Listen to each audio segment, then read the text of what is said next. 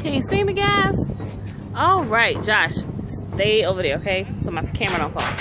Hey guys, we are on the 51st day of our Bible reading plan challenge. I'm out here at the beautiful park today doing this video. I'm gonna kind of watch my camera real closely. I don't want it to fall. I've been trying to find a good place to kind of sit it on so I can record real quick. My kids are playing on the bleachers. Kind of go. See, there we go. That's not going to work. So I guess I might have to just hold it. I don't know that I can get too animated here. Okay. All right. So, whew, that might work. All right. So you can see me. All right. Okay. So today we're on the 51st day. Today is April the 9th. Guess what? My son is on a college visit to, I can't say the name of the school right now because there's so many looking to recruit him for basketball and football. So some of them might be watching these videos and I can't actually say the names of the colleges, but hoorah, you know. So we didn't make this one, but we definitely be going to all the other ones he have. So he rode down there with some of his coaches and another player that they're looking to recruit. So, but anyway, enough of that.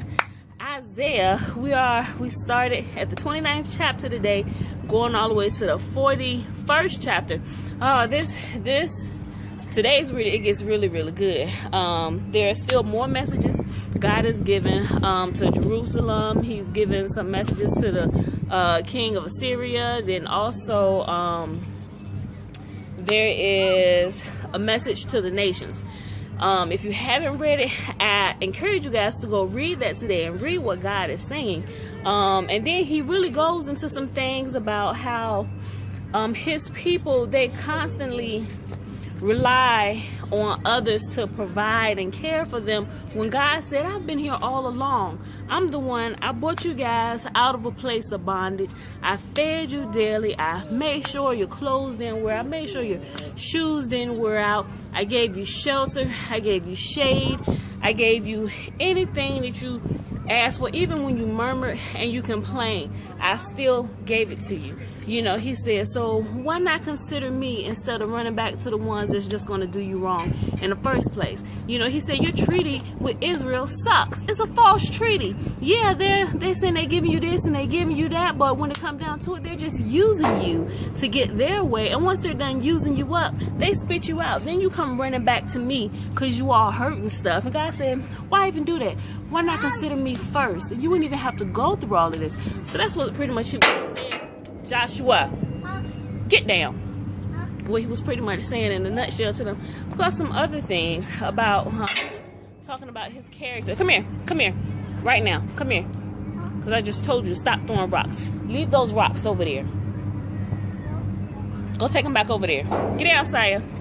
So he said, well, why not consider me first, guys? You won't have to go through all this heartache and pain and heartbreak and crying and stuff, and then coming to me and I gotta clean up your wounds. Although I don't mind doing it, but I don't want to see you in that predicament in the first place. So start considering me first. Consider me first, guys. I love you, you know. So that's that. He gives a message about the nation and Israel's ultimate deliverance and everything. And so, what you say? Go to the bathroom. Stay right here, Josh. Hurry up. Go and come right back. We'll get him off the bleachers. All right, guys. So then we get the deeper story on Hezekiah. You know, on the previous readings, we know that Hezekiah had come down with a sickness or whatever, and it was unto death, meaning he was going to die. But he cried out to God. He said, God, I faithfully served you. You know, and he said, I loved you. You know, so God said, you know what? You're right. I'm going to extend your life for 15 years. This sickness is not going to kill you. You know, and Isaiah was a part of that, relaying the message back and forth and everything, you know. So God honored his cry, and he extended his life by 15 years. Joshua, get off the bleachers.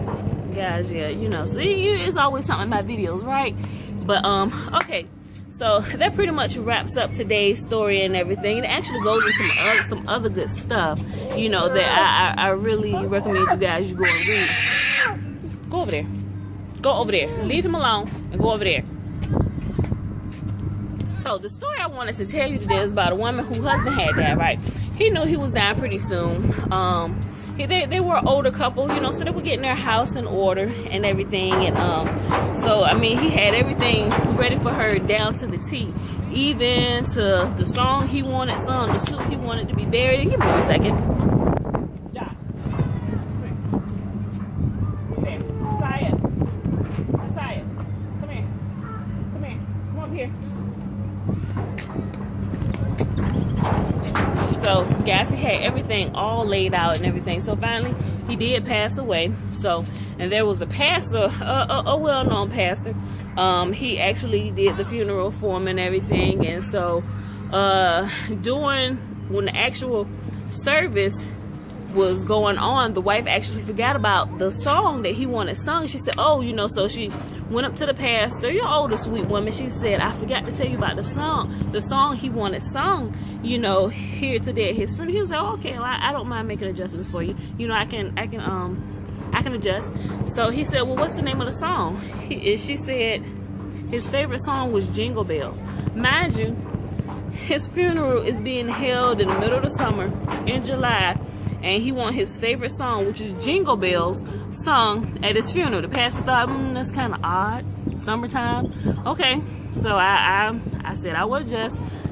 We'll sing Jingle Bells, you know. So they was about to close out the service, and Pastor board up. He said, guys, Mr. So and so requested that his favorite song be sung at his funeral. So most of you guys may know it, if not all of you. So I'm gonna go ahead and start it off, and you just join in along with me and just sing along. And the pastor began to sing. Dashing through the snow in a one-horse open sleigh, over the fields we go, laughing all the way, ha ha ha.